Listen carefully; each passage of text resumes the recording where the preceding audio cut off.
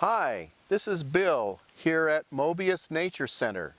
We're here in the forest ecosystem at this point, and the trees in our forest provide a cool shade for animals and plants that depend on the shade, as well as food sources for animals in the forest. Forests all over the world are critical to sustaining life. The trees take carbon dioxide out of the air.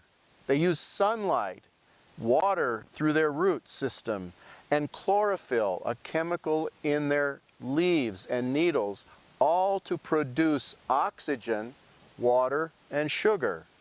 It's that oxygen that all mammals, including humans, need in order to breathe. Incidentally, chlorophyll is the substance in plants that causes them to look green. Over thousands of years, the forests in northeast Ohio have changed.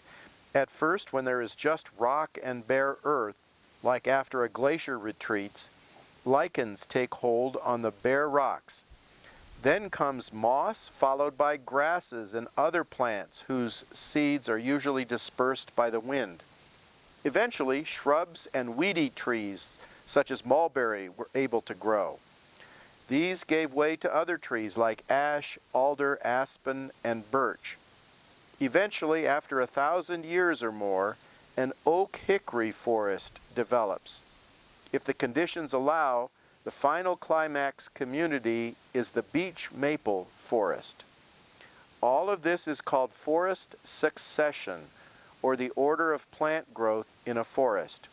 You can see a mix of many of these different types of plants and trees in our small forest. You can also easily see the cycle of life and death in forests by noticing the young small trees, the larger mature trees, and the dead and rotting logs. These are home to hundreds of insects and fungi which recycle nutrients to the soil that in turn allow young trees to grow. Trees in a forest help each other and can communicate in different ways with each other and even with insects. One example is that oak trees release a bitter-tasting tannin when certain insects start to eat their leaves. That discourages the insects. The oak tree also sends a signal underground through fungal networks to other trees, warning them of the danger.